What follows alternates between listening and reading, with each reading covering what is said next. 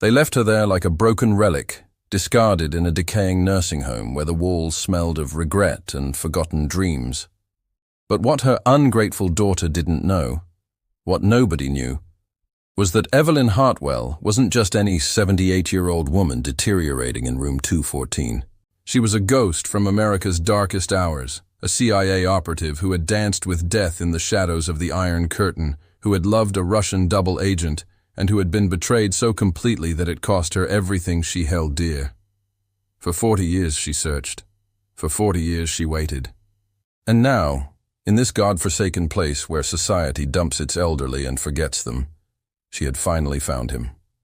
The man who destroyed her life was living 2 hours away, hiding behind wealth and a new identity, completely unaware that the woman he thought he'd buried decades ago was sharpening her final blade. This isn't a story about a helpless old woman waiting to die. This is a story about a predator who never forgot, who never forgave, and who is about to prove that some debts can only be paid in blood and truth. But as Evelyn closes in on her target, she'll discover something far more devastating than betrayal, a connection that will force her to choose between the vengeance that has sustained her for decades and the family she thought she'd lost forever. How far would you go to settle a 40-year-old score? How much would you sacrifice for justice? And when the moment finally comes, would you have the strength to pull the trigger? The rain hammered against the windshield as Rebecca Hartwell gripped the steering wheel, her knuckles white with frustration. In the passenger seat, her mother sat in silence, staring out at the blurred Georgia landscape with those sharp, unsettling eyes that had always made Rebecca uncomfortable. Evelyn Hartwell was 78 years old, silver-haired, and according to every doctor Rebecca had consulted, suffering from advanced dementia and paranoid delusions. At least, that's what Rebecca told herself every time guilt tried to claw its way into her conscience. The Savannah Pines nursing home appeared through the rain like a gray fortress of abandonment. It wasn't one of those pristine, expensive facilities with marble lobbies and attentive staff. This was where people went when their families had given up, when the money had run out, when hope had died. Rebecca pulled into the parking lot and killed the engine. The silence between them was suffocating. "We're here, Mother," Rebecca said, her voice tight with barely concealed resentment. Evelyn didn't respond immediately. She simply continued staring through the rain-streaked window at the building that would become her new prison. But behind those aged eyes, a mind as sharp as broken glass was calculating, observing, planning. "You're really going through with this," Evelyn finally said. It wasn't a question. "We've been through this 1,000 times," Rebecca snapped. "You can't live alone anymore. You're a danger to yourself. Last month you started a fire because you forgot the stove was on. 2 weeks ago the neighbors found you wandering the street at 3 in the morning, talking about Russian spies and dead agents." Evelyn turned to look at her daughter, really look at her. Rebecca was 47 years old, successful, bitter, and completely convinced that her mother had lost her mind. "What if I told you," Evelyn said quietly, "that everything I've told you is true?" Rebecca closed her eyes and took a deep breath. "Don't start this again, please. What if I told you that I spent 23 years working for the Central Intelligence Agency, that I ran operations in East Berlin, Prague, and Moscow, that I was one of the best they had until you got yourself fired for being delusional, right?" Rebecca interrupted, her voice dripping with sarcasm. "Mother, you were a librarian in Atlanta. A librarian, not some James Bond character. This is exactly why you need professional care." Evelyn smiled sadly. Her daughter had no idea. None whatsoever. The cover story had been perfect. The CIA had spent months creating Evelyn Mackenzie's civilian identity back in 1967 when she first joined. Her ex-husband, Rebecca's father, had known the truth, but he'd taken that secret to his grave 15 years ago. Rebecca had grown up believing her mother was simply absent, simply cold, simply more interested in dusty books than in being a real parent. If only she knew the truth.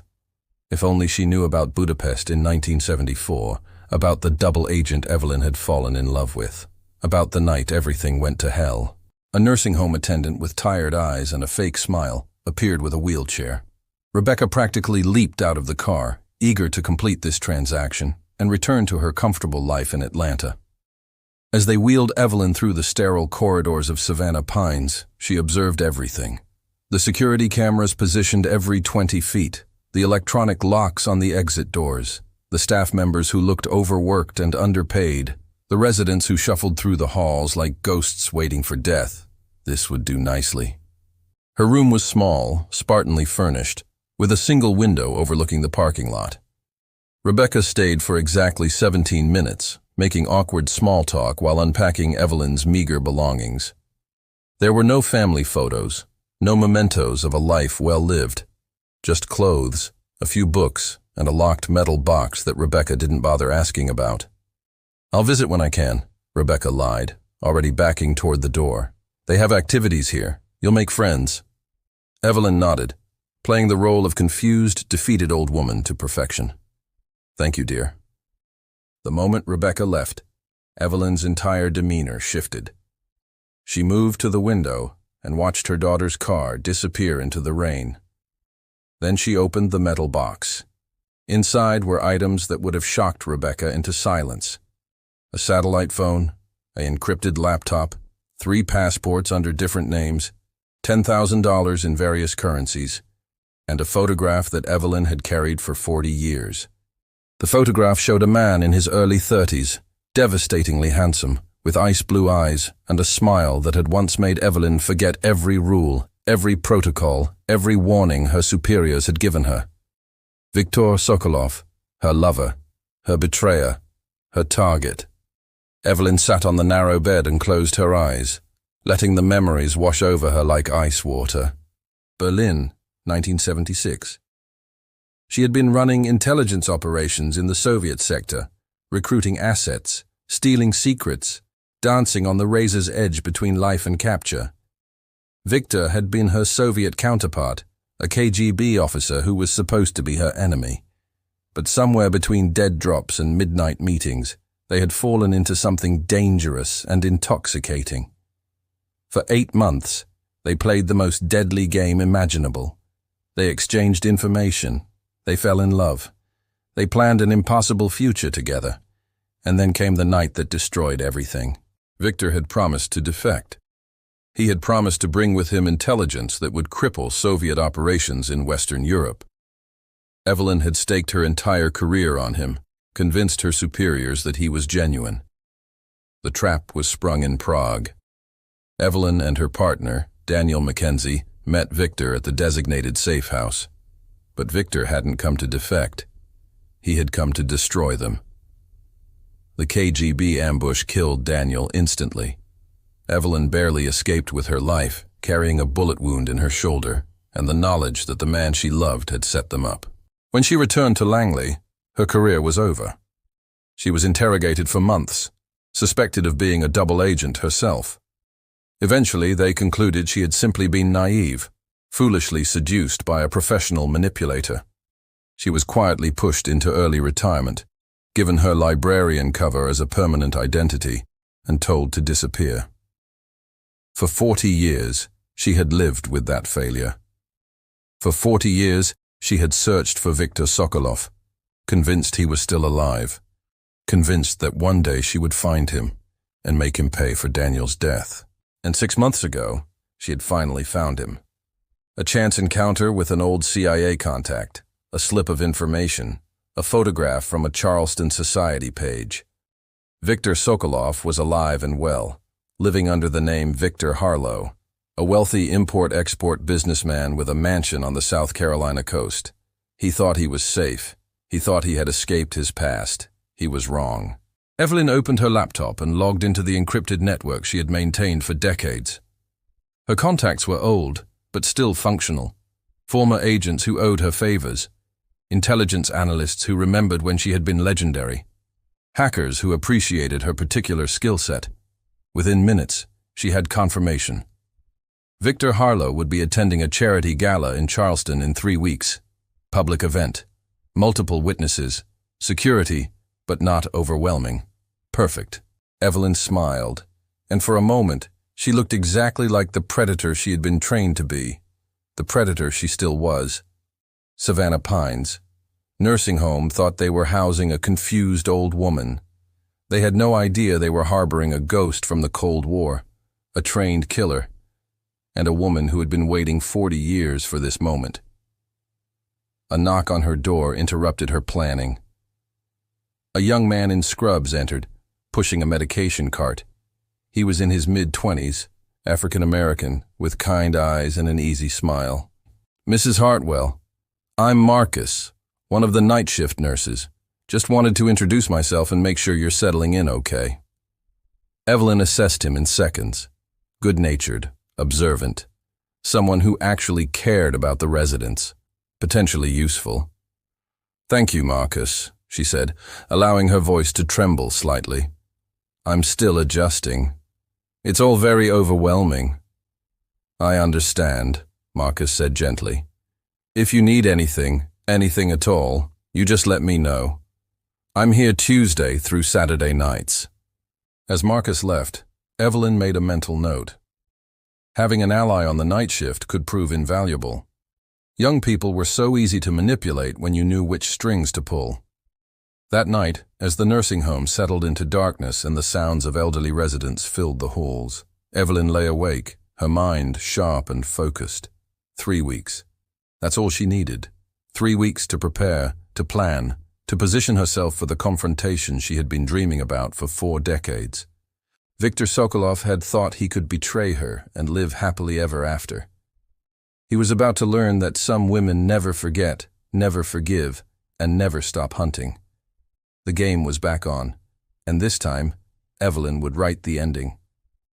If you're gripping your seat right now, wondering how a 78-year-old woman in a nursing home is going to pull off the impossible, then you need to subscribe to this channel right now.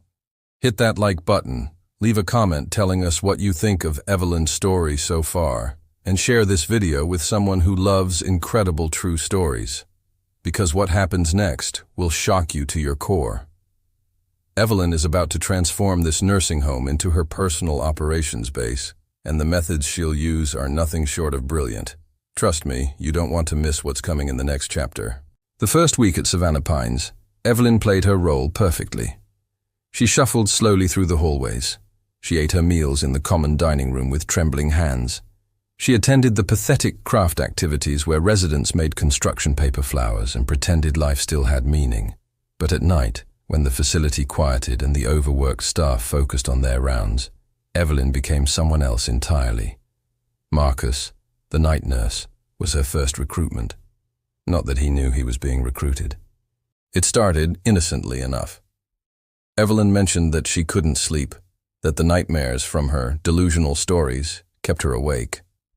Marcus, compassionate soul that he was, would stop by her room during his rounds to talk, to keep her company. During these late-night conversations, Evelyn learned everything she needed to know about him. Marcus was 26, studying for his nursing degree, drowning in student debt, and had a grandmother with Alzheimer's who had died in a facility not unlike this one. "I promised myself," Marcus confided one night at 2 a.m, "that I'd never let patients here feel forgotten like my grandma did. Everyone deserves dignity, you know." Evelyn nodded sympathetically, while mentally calculating how to leverage this information. She started small. "Marcus, I know this sounds strange, but I used to be quite good with computers. Back when I was a librarian." The word tasted like ash in her mouth.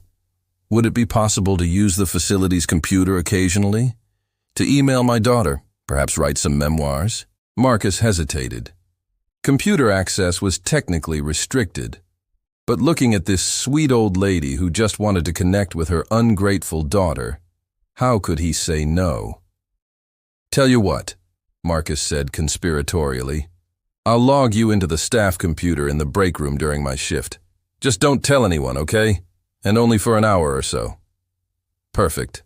With computer access secured, Evelyn's real work began. Her encrypted files were stored in cloud servers that the CIA didn't know existed. Her old contact network, cultivated over decades, was still active. And most importantly, she had detailed surveillance files on Viktor Sokolov's new life as Victor Harlow. Every night, while Marcus believed she was writing heartfelt emails to Rebecca, Evelyn was reconstructing Victor's entire existence. Victor Harlow lived in a mansion on Kiowa Island, an exclusive enclave south of Charleston. He was 69 years old, remarried 3 times, currently married to a former model named Cassandra, who was 30 years his junior. He had 2 grown children from his first marriage, both living in Europe. His import-export business was legitimate on paper, but had whispers of money laundering attached to it. But the most interesting discovery came on the 8th night of Evelyn's surveillance. Victor Harlow had a grandson, 24 years old, named Nikolai Harlow, studying architecture at the Savannah College of Art and Design. In Savannah, the same city where Evelyn was currently imprisoned. The coincidence was almost too perfect. But Evelyn didn't believe in coincidences. She believed in opportunity. More digging revealed something that made Evelyn's blood run cold. Nikolai Harlow was dating someone, a young professional woman who worked in medical device sales. Her name was Amanda Hartwell, Rebecca's daughter, Evelyn's granddaughter. The room spun. Evelyn gripped the desk, her heart pounding. This couldn't be random. Victor couldn't possibly know. Could he? She dug deeper, hacking into social media accounts, tracking digital footprints, reconstructing timelines. The relationship had started 8 months ago at a gallery opening in Savannah. By all appearances, it was genuine. 2 young people who had met and fallen in love. But Evelyn's training screamed warning. Victor had always been 10 steps ahead. What if this was another game? What if he knew Evelyn was alive and was using her granddaughter as leverage? Or worse, what if Rebecca knew? What if her own daughter was part of Victor's long game? The paranoia that had kept Evelyn alive for decades surged through her veins. Trust no one. Assume everyone is compromised. Verify everything. She needed more information. She needed to see Amanda and Nikolai together. She needed to understand if this was innocent coincidence or calculated manipulation. The next morning, during breakfast in the common room, Evelyn approached Mrs. Chen, a 72-year-old resident with early-stage dementia, who spent most of her time complaining about the food. "Mrs. Chen," Evelyn said sweetly, "I've been thinking, wouldn't it be lovely if we could convince the staff to take us on an outing, perhaps to that lovely arts district in downtown Savannah? I hear there are galleries and cafes." Mrs. Chen's eyes lit up. "Oh, that would be wonderful. But they never take us anywhere nice. What if we organized a petition?" Evelyn suggested. "Get all the residents to sign. Make it a formal request?" Within 3 days, Evelyn had organized 23 residents into demanding a group outing. The nursing home administrator, desperate to improve satisfaction scores and avoid complaints, reluctantly agreed to a supervised trip to Savannah's historic district the following Saturday. Evelyn had done her homework. On Saturday afternoons, Amanda and Nikolai typically met at a cafe on Broughton Street. Evelyn would position herself where she could observe them without being seen. Saturday arrived with perfect weather. The nursing home loaded 14 residents and 3 exhausted staff members into a van and drove to downtown Savannah. The architecture was stunning.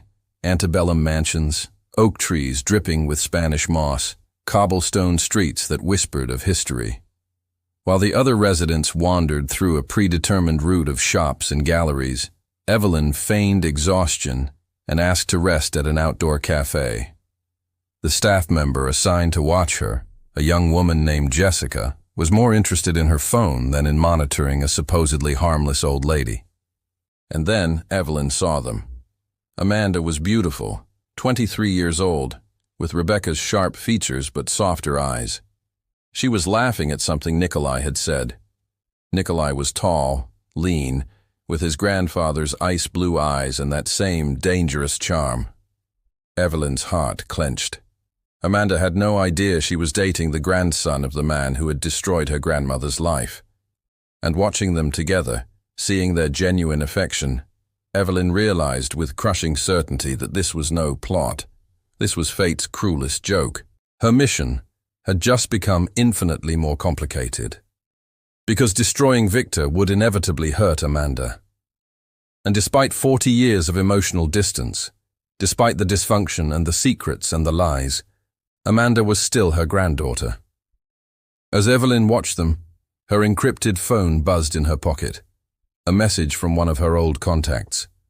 Victor would be at the Charleston Gala in 9 days. Everything was in place. But now Evelyn faced an impossible choice. She could complete her mission and shatter Amanda's life. Or she could abandon the vengeance that had sustained her for 4 decades. That evening, back at Savannah Pines, Marcus found Evelyn sitting in her room, staring at the photograph of Victor. "Mrs. Hartwell, you okay? You seem upset." Evelyn looked up at this kind young man who thought he was helping a confused old lady.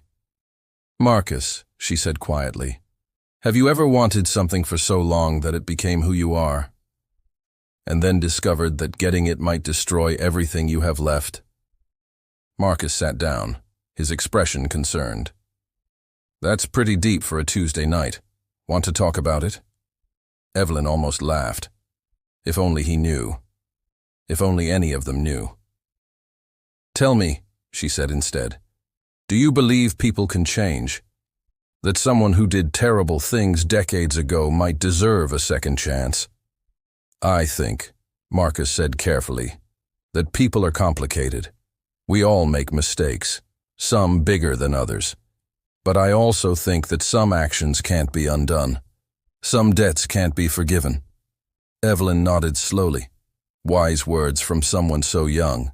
After Marcus left, Evelyn made a decision. She would continue with her plan. She would confront Victor at the Charleston Gala. But she would gather information first. She would understand why Victor had betrayed her. She would look into his eyes and see if any shred of the man she had loved still existed. And then she would decide whether to destroy him or destroy herself, trying to protect the granddaughter she barely knew. The next morning, Evelyn called Rebecca for the first time since being abandoned at Savannah Pines. "Mother?" Rebecca's voice was shocked. "Is everything okay?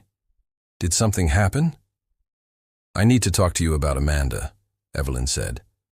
"And I need you to listen very carefully, because your daughter is in danger and she doesn't even know it." Rebecca sighed. "Mother, please. Not the spy stories again. Amanda is fine. She's dating a wonderful young man from a good family. His grandfather is Victor Harlow, a very successful businessman." Evelyn closed her eyes. "I know exactly who his grandfather is, Rebecca, and that's precisely why we need to talk." The line went silent for a long moment. "You're having another episode," Rebecca finally said. "I'll call the nursing home and tell them to adjust your medication." The call ended. Rebecca hadn't believed a word. Evelyn sat in the growing darkness of her room, realizing that she was truly alone in this. No allies, no backup, no one who believed her. Just like Berlin, just like Prague, just like every mission where she had been sent into the darkness with nothing but her wits and her will to survive. The difference was that this time, failure wouldn't just cost her life. It would cost Amanda her future, and Rebecca any chance of understanding the truth about her mother. Evelyn opened her laptop and began the final preparations. 9 days until the gala. 9 days to perfect her plan. 9 days to decide between vengeance and redemption. What would you do in Evelyn's position? Would you warn Amanda and risk exposing yourself? Would you confront Victor and potentially destroy your granddaughter's happiness? Drop your thoughts in the comments right now. This story is about to take a turn that will leave you breathless, and I want to hear what you think before everything changes. Because in the next chapter, Evelyn makes a move that will alter everyone's lives forever, and the truth about Victor's betrayal will finally be revealed. Stay with us. The Charleston Charity Gala was everything Evelyn had expected. Glittering lights, designer gowns, the Southern elite pretending to care about whatever cause was fashionable this season.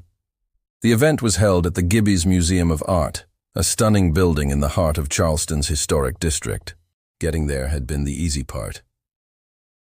Evelyn had faked a severe anxiety attack 3 days before the gala, insisting to Marcus that she needed to visit her sister in Charleston for emotional support.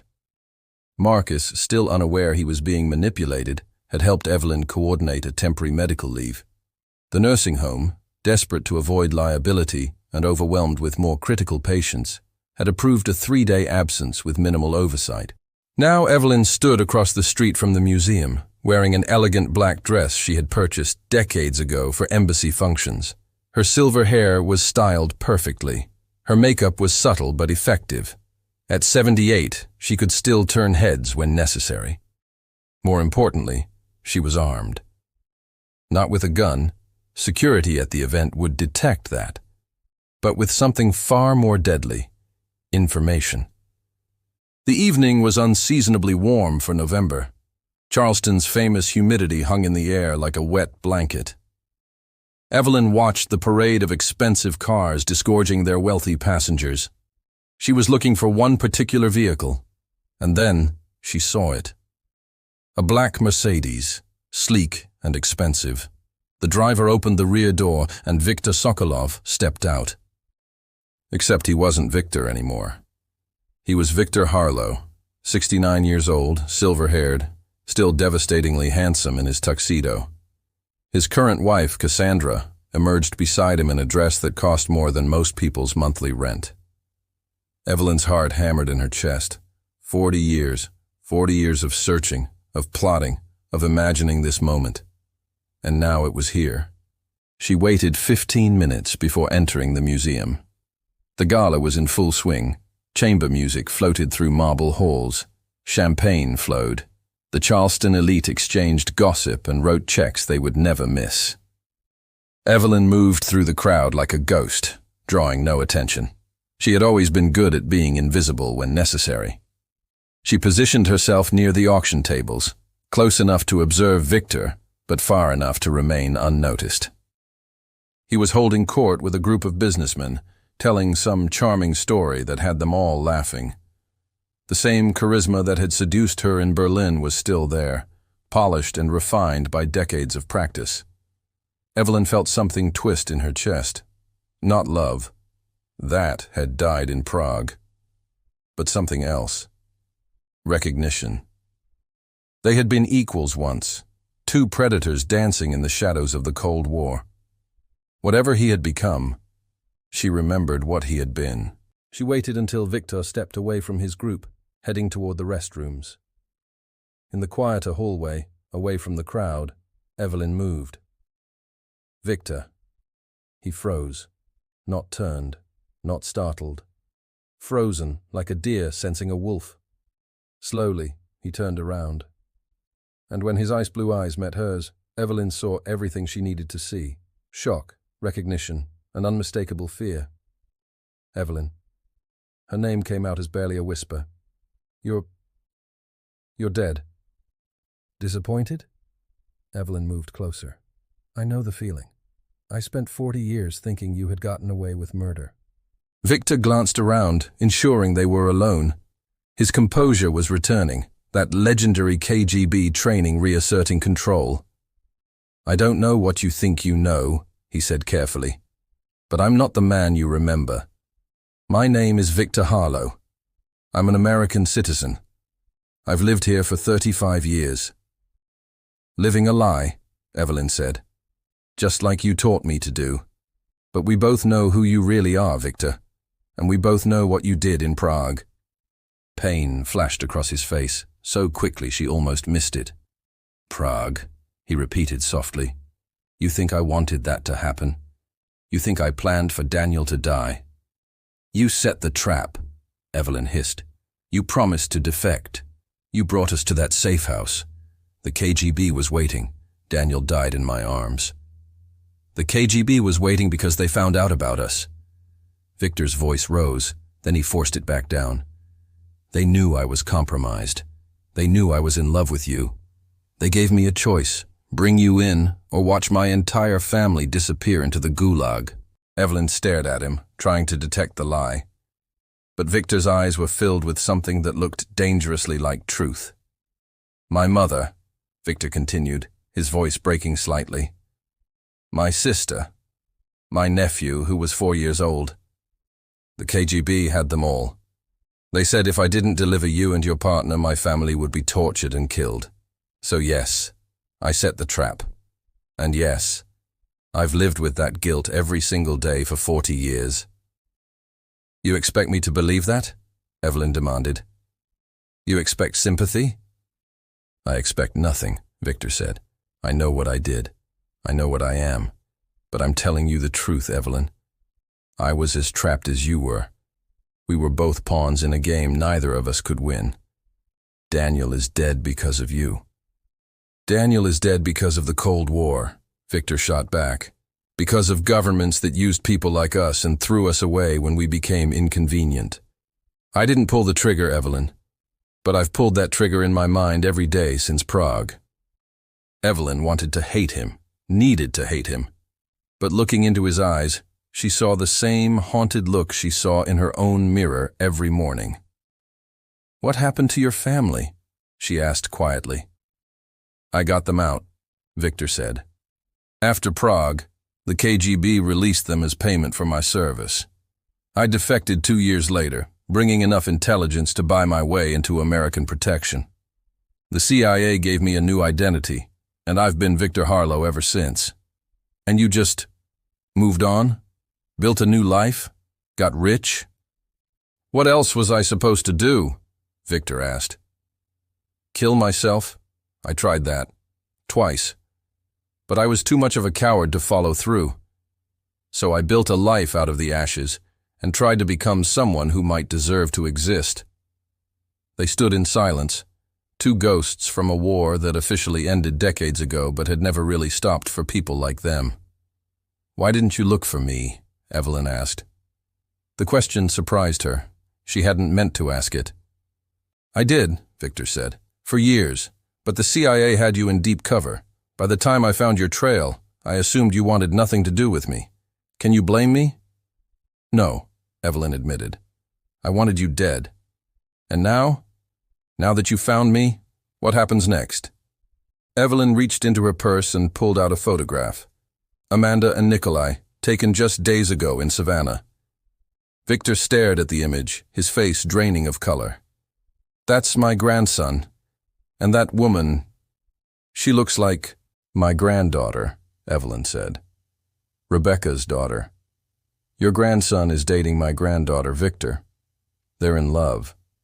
And they have no idea that their grandparents destroyed each other 40 years ago. Victor sat down heavily on a nearby bench, the photograph trembling in his hands. My God. Nikolai mentioned he was dating someone wonderful. I had no idea. Neither did I, Evelyn said, until last week. And now I have to decide what to do about it. You can't tell them, Victor said immediately. It would destroy them both. Why shouldn't they know the truth? Evelyn demanded. Why shouldn't they understand what kind of man their grandfather is? Because I'm not that man anymore. Victor stood, anger and desperation mixing in his voice. I was that man in Prague. I was that man who made impossible choices and lived with impossible guilt. But I've spent 35 years trying to be better, trying to build something good. Nikolai is the best thing in my life. He's kind and talented and everything I failed to be. If you destroy him to punish me, then you're no better than the people who made us into weapons. Evelyn wanted to argue, wanted to rage. But she looked at the photograph of Amanda and Nikolai, young and happy and innocent, and felt something crack inside her. I came here to destroy you, she said quietly. I have evidence of your real identity. I have connections at the FBI and CIA. One phone call, and Victor Harlow disappears, replaced by Viktor Sokolov, wanted war criminal. Then do it, Victor said, his voice empty. I've been waiting for this moment for decades. If it finally brings you peace, then I'll face whatever comes. But that was the problem, wasn't it? Evelyn had spent 40 years imagining Victor's destruction would bring her peace. But standing here, seeing him as human rather than monster, She realized it wouldn't change anything. Daniel would still be dead. Her career would still be destroyed. Her relationship with Rebecca would still be broken. Vengeance was a coin that never spent, a debt that never cleared. "There's something else you need to know," Evelyn said. "Something that changes everything." Victor looked at her warily. "Rebecca is your daughter." The world stopped. Victor stared at Evelyn, his mouth opening and closing wordlessly. "What?" "I was pregnant when Prague happened," Evelyn said, the words tumbling out after being locked inside for 47 years. "I didn't know until 2 months after you betrayed me. I thought about ending the pregnancy. I thought about ending myself, but I couldn't do either. So I had Rebecca, and I told her father, a CIA analyst I married for cover, that she was his. He never knew the truth." "Rebecca," Victor whispered. "Rebecca is mine?" "Which makes Amanda your granddaughter through blood, not just through Nikolai," Evelyn continued. "And it means that our grandchildren aren't just dating. They're cousins. Half-cousins, but still." Victor sat back down, his face ashen. "They can't know. Dear God, they can never know." "No," Evelyn agreed. "They can't." They stood in the hallway, two elderly spies facing the consequences of choices made before their grandchildren were born. "What do we do?" Victor asked. "I don't know," Evelyn admitted. "For the first time in 40 years, I genuinely don't know." "Thank you. Thank you so much for staying with this story through its darkest revelations. What you just witnessed is only the beginning of an even more complicated truth. The best, and most shocking, parts of this story are still ahead. In the next chapter, everything Evelyn thought she knew will be challenged, and a choice will have to be made that will change multiple lives forever. Don't go anywhere. This story is far from over. Evelyn returned to Savannah Pines in a daze. The confrontation with Victor had shattered every certainty she had built her life around. She had expected hatred. She had expected satisfaction. She had not expected complexity, empathy, or the crushing revelation about Rebecca. For 3 days, she moved through the nursing home like a sleepwalker, barely eating, barely speaking. Marcus noticed but attributed it to her sister visit being emotionally draining. "Sometimes family stuff is harder than we think it'll be," Marcus said kindly, bringing her tea she wouldn't drink. If only he knew. On the 4th day, Rebecca arrived, unannounced. Evelyn was sitting in the common room staring at nothing, when her daughter appeared in the doorway. "We need to talk," Rebecca said, her voice sharp. "Now." They went to Evelyn's room. Rebecca closed the door and turned on her mother with fury in her eyes. "Amanda called me last night," Rebecca said. "She's devastated. She's confused. She says Nikolai broke up with her out of nowhere. No explanation, no warning. Just ended it and won't return her calls." Evelyn's heart sank.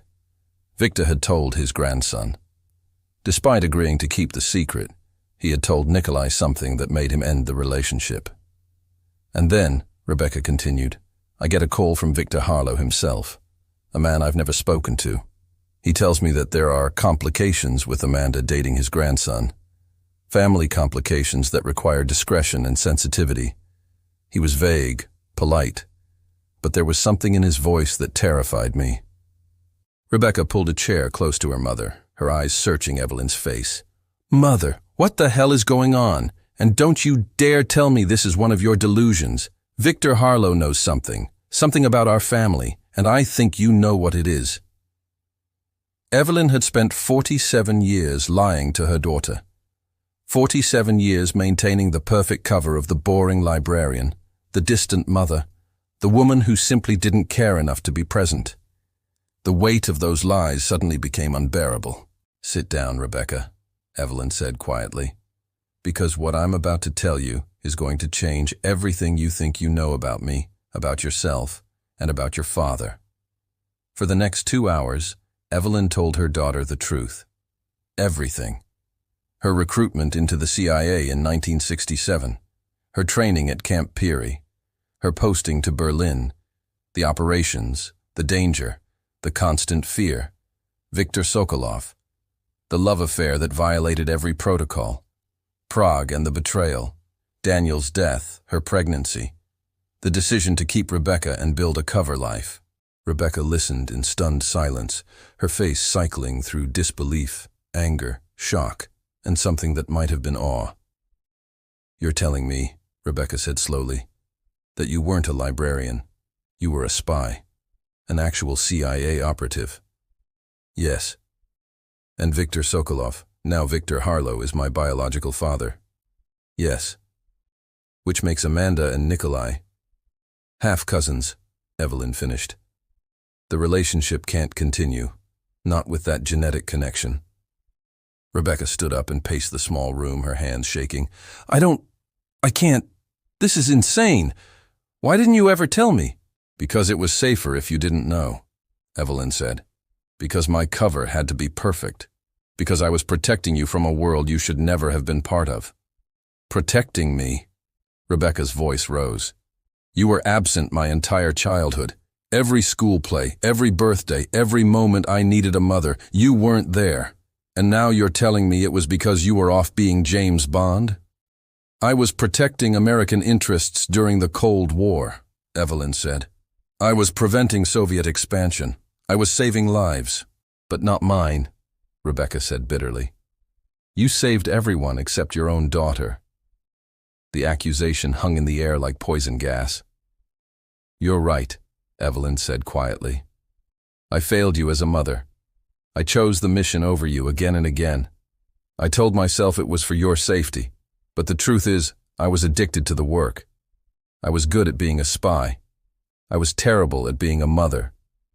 Rebecca wiped tears from her eyes angrily. "And now Amanda is going to have her heart broken because of decisions you and Victor made half a century ago. How is that fair?" "It's not fair," Evelyn admitted. "None of this is fair. But we can't let them continue a relationship that's genetically problematic. They deserve to know the truth." "The truth?" Rebecca laughed bitterly. "Which truth? That their grandmothers were Cold War spies? That their grandmother had an affair with a KGB agent? That they're related by blood? Amanda will never forgive me for keeping this from her. And she'll never forgive you for causing it." "I know," Evelyn said. "But we don't have a choice." "There's always a choice, Mother. That's what you never understood. You always thought the mission was more important than people, but people are what matter. Relationships are what matter. And you destroyed every relationship you ever had for a cause that doesn't even exist anymore." The words cut deeper than any knife. Because Rebecca was right. "I need to leave," Rebecca said, heading for the door. "I need to think. I need to figure out how to tell Amanda that her entire life is built on lies." "Rebecca, wait." But her daughter was gone, leaving Evelyn alone with the wreckage of her choices. That night, Marcus found Evelyn crying in her room. He'd never seen her like this. The composed, mysterious old lady was gone, replaced by someone genuinely broken. "Mrs. Hartwell? What's wrong?" Marcus sat beside her, offering a tissue. "I ruined everything," Evelyn said through tears. "I thought I was doing the right thing. I thought I was protecting people. But all I did was destroy the lives of everyone I loved." "Want to talk about it?" Marcus asked gently. And surprisingly, Evelyn did. She couldn't tell him the specifics, but she told him the emotional truth. A mother who had been absent, a daughter who deserved better, a granddaughter about to have her heart broken because of secrets from another era. "You know what I think?" Marcus said after listening. "I think it's never too late to try to make things right. My grandma used to say that the past is done, but the present is still being written. You can't change what you did, but you can change what you do next." "What if there's no way to fix it?" Evelyn asked. "Then you do what you can with what you have," Marcus said. "And you stop trying to control everything. Maybe trust that the people you love are strong enough to handle the truth and make their own choices." After Marcus left, Evelyn sat in the darkness, thinking about his words. She had spent her entire life trying to control outcomes, manipulate situations, anticipate every variable. It was what made her a great spy and a terrible human being. What if she stopped trying to control the situation? What if she trusted Amanda and Nikolai to make their own decisions once they knew the truth? The next morning, Evelyn called Victor. They met at a neutral location, a park in Savannah, sitting on a bench overlooking the river. "I told Rebecca everything," Evelyn said. "She knows you're her father. She knows about our past." Victor nodded slowly. "I told Nikolai too. Not everything, but enough. He's devastated." "Rebecca wants to tell Amanda the full truth," Evelyn said. "Let her decide what to do with the information." "That's dangerous," Victor said. "Once the truth is out, we can't control what happens." "I'm tired of controlling things," Evelyn admitted. "I'm tired of secrets and lies and manipulations. Maybe Marcus is right. Maybe we need to trust that they're strong enough to handle this." "Who's Marcus?" "A nurse who's wiser than both of us combined," Evelyn said with a small smile. They sat in silence, watching the river flow past. Two elderly people who had once been among the most dangerous operatives of the Cold War, now just ordinary people dealing with ordinary family dysfunction. "I'm sorry," Victor said finally, "for Prague, for Daniel, for everything I cost you." "I'm sorry too," Evelyn said, "for hunting you all these years, for not trying to understand what you went through, for being so focused on revenge that I couldn't see anything else." "Are we really doing this?" Victor asked. "Apologizing after 40 years? "Apparently," Evelyn said. "It's either apologize or stay bitter until we die, and I'm tired of being bitter." "What do we do now?" Victor asked. "We let them decide," Evelyn said. "Amanda and Nikolai. We give them all the information, and we let them make their own choice about how to move forward, and whatever they decide, we support it." "Even if they decide to stay together?" Victor asked carefully. "They're half-cousins," Evelyn said. "Genetically, it's complicated, but legally there's no barrier. Morally?" She shrugged. "I don't know anymore what's moral and what isn't. I used to think I knew. I used to think everything was clear, but nothing about our lives has been clear."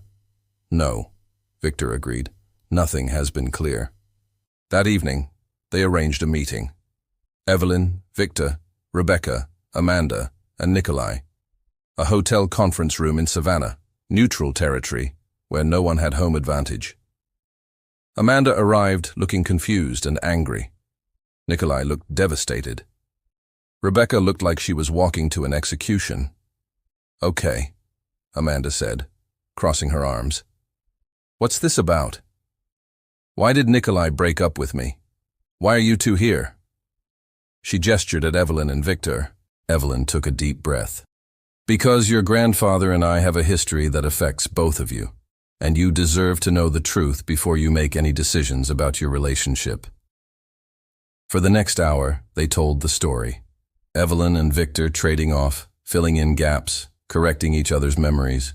The Cold War, the espionage, the betrayal in Prague, the love affair that violated every rule, Rebecca's true parentage. By the end, Amanda was crying. Nikolai looked shell-shocked. Rebecca had her head in her hands. "So we're cousins," Amanda said finally. "Half-cousins." "Yes," Evelyn confirmed. "And you two?" Amanda looked at her grandmother and Victor. "You were in love, and it all went to hell, and now we're paying the price for decisions you made before we were born." "Yes," Victor said quietly. Amanda looked at Nikolai, really looked at him, searching his face for something. "Do you still love me?" she asked. "Of course I do," Nikolai said immediately. "That hasn't changed, but we're related, Amanda. I don't know if—" "Half-cousins can legally marry in most states," Amanda interrupted. "I looked it up. After you broke up with me, I couldn't understand why, so I started researching family law, genetics, everything. Half-cousins share about 6.25% of their DNA. That's less genetic overlap than many populations that intermarry without issue." Everyone stared at her. "Are you saying," Nikolai started. I'm saying that I don't care about a genetic connection that's scientifically negligible, Amanda said. I care about whether you love me enough to work through this insane situation our grandparents created. Amanda, Rebecca interjected, you need to think about this carefully. The social implications. I'm 23 years old, Amanda said firmly. I'm an adult, and I'm tired of other people making decisions about my life to protect me. Grandma did it to you, Mom. You've done it to me. I love Nikolai. He loves me. We're barely related genetically, and unless someone can give me a real reason, not a fear-based reason, but a real reason, why we shouldn't be together, then I'm choosing him. Nikolai looked at his grandfather. Grandfather, you've spent your whole life running from the past, making choices based on fear and guilt. Is that really what you want from me? Victor's eyes filled with tears. No. I want you to be happy. I want you to have the life I couldn't have. Then support us, Nikolai said, because I choose Amanda too. Evelyn felt something break open in her chest. These young people, facing an impossible situation, had chosen love over fear. They had chosen each other despite the complications, despite the genetics, despite the weight of history. They were braver than she had ever been. Then we support you, Evelyn said, looking at Victor. Both of us. Whatever you need, whatever you decide, we're here. Agreed, Victor said. Rebecca wiped her eyes. I can't believe I'm saying this, but okay. Okay. But you two are going to therapy, both of you, to work through this insanity. And we're going to have family dinners. Actual family dinners where we talk about this stuff instead of burying it. Family dinners, Amanda repeated, a smile breaking through her tears. With my mom, my grandmother the spy, and my boyfriend's grandfather, who's also my grandfather. This is the weirdest family ever. But it's our family, Nikolai said, taking her hand. As they left the conference room, Evelyn felt Victor's hand on her shoulder. We did something right, he said quietly. Despite everything we did wrong, we raised people who are better than us. Yes, Evelyn agreed. We did. This story is almost at its end, but the most beautiful part is still to come. If you've made it this far, you're invested in Evelyn's journey, and I promise you the conclusion will be worth it. These aren't just characters. They're reflections of real struggles, real choices, real families navigating impossible situations. Don't leave now. Subscribe to this channel and hit that like button because you're clearly someone who appreciates deep, meaningful stories. And the ending of Evelyn's story will remind you why forgiveness, truth, and love are always more powerful than revenge. Stay with us for the final chapter. 6 months later, Evelyn Hartwell stood in the garden of a small house in Savannah's historic district. Not Savannah Pines nursing home, an actual house purchased with money from her CIA pension that she'd been too bitter to touch for years. The garden was modest but beautiful, filled with camellias and azaleas that Marcus had helped her plant. Marcus, who had become less of a nurse and more of a friend, who visited twice a week to have tea and listen to the heavily edited version of Evelyn's life stories. The house had 2 bedrooms, one for Evelyn and one that Rebecca was using more and more often. Their relationship was still complicated, still healing, but it was happening. Slowly. Painfully. Honestly. Mom? Rebecca called from inside. Amanda and Nikolai just texted. They're 5 minutes away. Evelyn smiled. Sunday dinners had become a tradition over the past 6 months. Every week, the strangest family in Georgia gathered to eat, talk, argue, and slowly build something that resembled functional relationships. Victor arrived first, bringing wine and his trademark charm that Evelyn now recognized as both genuine and defensive. They had developed an odd friendship, these 2 former enemies. Not romantic, that ship had sailed and sunk decades ago. But there was understanding, mutual respect forged in the fires of shared trauma.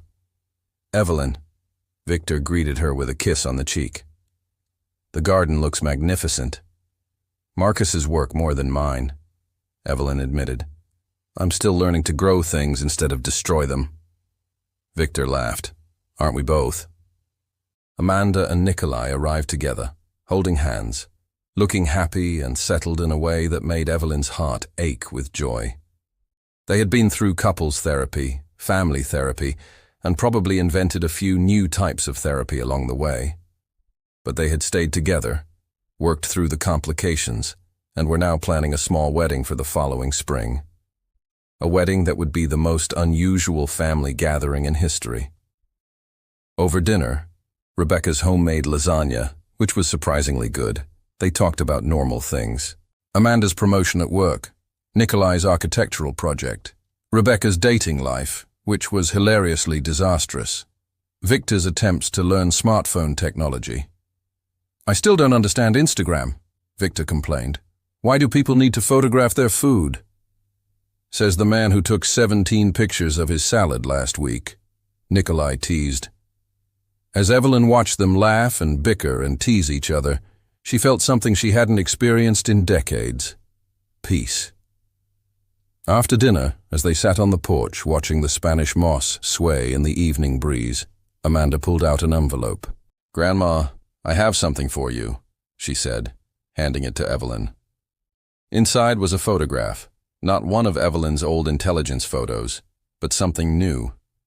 The whole family, taken at Amanda's birthday party last month. Evelyn, Rebecca, Amanda, Nikolai, and Victor, all smiling at the camera like a normal, functional family. I thought you might want this, Amanda said, for your memory wall. Evelyn's memory wall had become something of a project. With Rebecca's help, she was building a photo display that told the truth about her life. Some CIA photos she was allowed to declassify. Pictures from Berlin and Prague. Photos of Daniel Mackenzie, finally honored instead of hidden. And now, photos of her family, present and accounted for. Thank you, Evelyn said, her voice thick with emotion. It's perfect. Later that evening, after everyone had gone home, Evelyn sat alone on her porch. In her lap was the old photograph of Victor from Berlin. She had carried it for 40 years, a talisman of hatred and obsession. She looked at it for a long time, remembering the woman she had been. The spy, the lover, the betrayed, the vengeful ghost hunting through decades for closure that never came. Then she did something she never thought she would do. She tore the photograph in half. Not in anger, but in release. That version of Victor was gone. That version of Evelyn was gone. They had both become different people, shaped by time and consequences and, finally, by the choice to stop running from the past. Evelyn placed the torn photograph in an envelope and wrote on it, Berlin, 1976. The beginning of everything. The end of nothing. She would keep it, but not as a weapon. As a reminder. As proof that even the worst betrayals can eventually lead to unexpected grace. Her phone buzzed. A text from Marcus. How was family dinner? Did Victor figure out Instagram yet? Evelyn smiled and typed back. Dinner was perfect. And no, Victor is still technologically helpless. Come for tea Tuesday? Wouldn't miss it, Marcus replied. As Evelyn prepared for bed, she thought about the target she had obsessed over for 40 years. The final mission that had consumed her life. The revenge that was supposed to bring closure. She had found her target. She had confronted him. But instead of destroying him, she had done something far more difficult and far more meaningful. She had forgiven him. And in doing so, she had finally forgiven herself. The next morning, Evelyn woke early and made coffee. She sat at her kitchen table, in her house, in her life, and opened her laptop. For months, she had been working on a project with Rebecca's help. A memoir, not for publication, not for glory, but for truth. The real story of a female CIA operative during the Cold War. The successes and the failures, the loves and the losses, the choices that seemed right at the time and the consequences that lasted decades. She wrote about Daniel Mackenzie, finally giving him the memorial he deserved. She wrote about Victor, both the man who betrayed her and the man who had been trapped in his own impossible situation. She wrote about Rebecca and the mother she had failed to be. And she wrote about Amanda and Nikolai, the next generation who had chosen love over fear, who had faced an impossible situation and found a way through it. The memoir would stay in the family. It would be her legacy, not as a spy, but as a human being who had made terrible mistakes and somehow, miraculously, been given a chance to make things right. As Evelyn typed, the morning sun streamed through her window. The smell of camellias drifted in from the garden. Somewhere in the house, her phone buzzed with messages from her family. Her family. After 40 years of isolation, she had a family again. That evening, Rebecca stopped by unexpectedly. "I was thinking," Rebecca said, settling into the chair across from Evelyn, "about what you said. About choosing the mission over everything else." "I'm sorry for that," Evelyn said immediately. "I know I've apologized before, but—" "Let me finish," Rebecca interrupted. "I was angry about it for a long time. I am still angry about it sometimes. But I've been thinking about the women of your generation. How few opportunities you had. How the CIA was probably the only place where you could use your intelligence, your skills, your strength. And I wonder if maybe you didn't choose the mission over me. Maybe you chose yourself, your own potential. And maybe that's not entirely wrong." Evelyn stared at her daughter, tears forming in her eyes. "I'm not excusing the absence," Rebecca continued. "You should have been there more. But I understand now that you were navigating an impossible situation with no good options. And you were trying to be something that the world told you women couldn't be. That takes courage." "I should have been braver," Evelyn said. "I should have found a way to be both, a mother and an operative. Other women have done it." "Other women had different circumstances," Rebecca said. "And honestly, Mom, you're still learning how to be a mother. At 78. That's pretty badass if you think about it." They both laughed, and then they were crying, and then they were hugging in a way they hadn't since Rebecca was a small child. "I'm proud of you," Evelyn said into her daughter's hair. "You became everything I hoped for, strong and successful and good. Despite me, not because of me." "Maybe a little because of you," Rebecca admitted. "I learned determination from watching you, even if I thought you were just a really intense librarian." That night, as Evelyn lay in bed, she thought about her final target. For 40 years, she had believed her target was Viktor Sokolov, the man who betrayed her, the mission that got away, the revenge that would finally bring peace. But she had been wrong. Her final target had never been Viktor. It had been herself, the woman she had become after Prague, the ghost who lived on hatred and obsession, the operative who couldn't let go of the mission even after the mission had ended. That was the target she had been hunting. That was the enemy she needed to defeat. And in this small house in Savannah, surrounded by family and flowers and the possibility of redemption, Evelyn Hartwell had finally completed her mission. She had destroyed the person she used to be and built someone new in its place, someone who could forgive, someone who could be forgiven, someone who could finally, after 78 years, just be human. The Cold War was over. The secrets were told. The vengeance was abandoned. And Evelyn Hartwell, former CIA operative, retired spy, terrible mother, and unlikely hero, was finally, genuinely, completely free.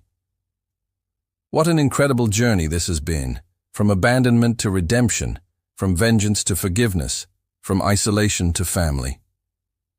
Evelyn's story reminds us that it's never too late to change, never too late to heal, and never too late to choose love over hatred. What did you think of this story? Did Evelyn make the right choices? Could you forgive someone who betrayed you 40 years ago? Drop your comments below and tell us your name and what city and state you're watching from. We love hearing from our viewers around the world. If you enjoyed this story, smash that subscribe button and turn on notifications so you never miss our next incredible tale. We have more amazing stories coming that will move you, shock you, and remind you of the resilience of the human spirit. And don't go anywhere yet. Click on the next recommended video appearing on your screen right now. We have another powerful story waiting for you that you absolutely won't want to miss. Thank you for being part of this journey. Until next time, remember, the best stories are the ones that remind us we're all human. We all make mistakes, and we all deserve a chance at redemption.